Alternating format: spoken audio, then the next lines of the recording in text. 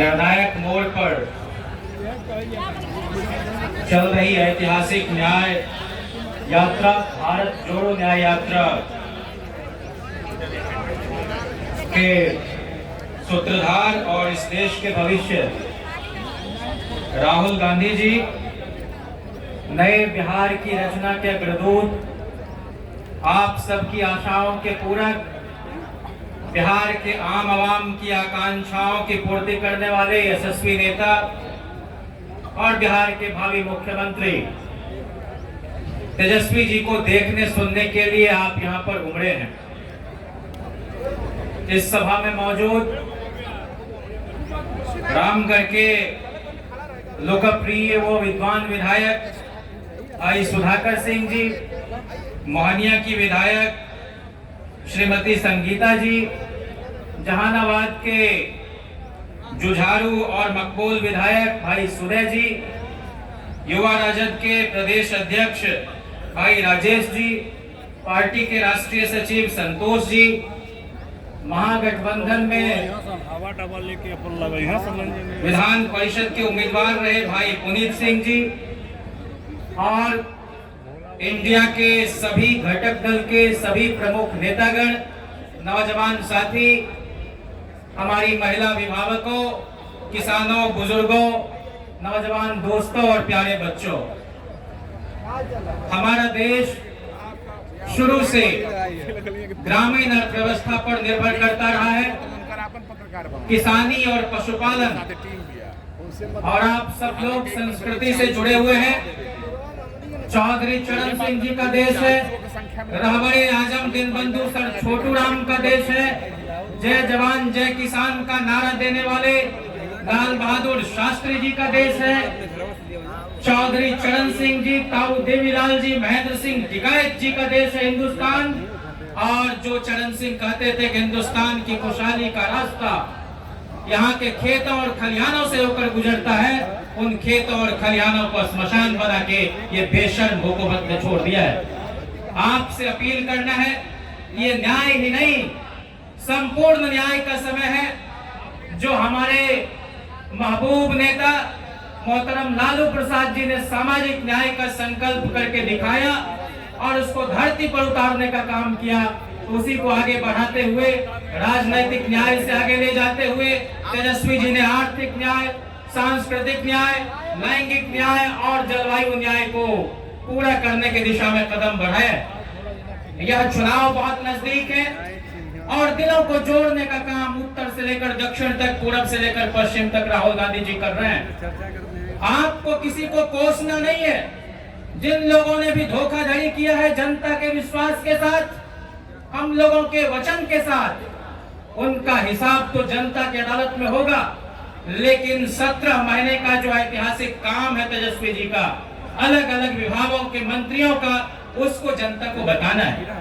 दुनिया के किसी भी देश के किसी भी सूबे में एक साल के अंदर 4.5 लाख नौकरी देने का रिकॉर्ड सिर्फ और सिर्फ बिहार ने बनाया है और तेजस्वी यादव जी के नेतृत्व में 70 दिन के अंदर 2.25 लाख शिक्षकों की बहाली बीपीएससी के जरिए किया गया।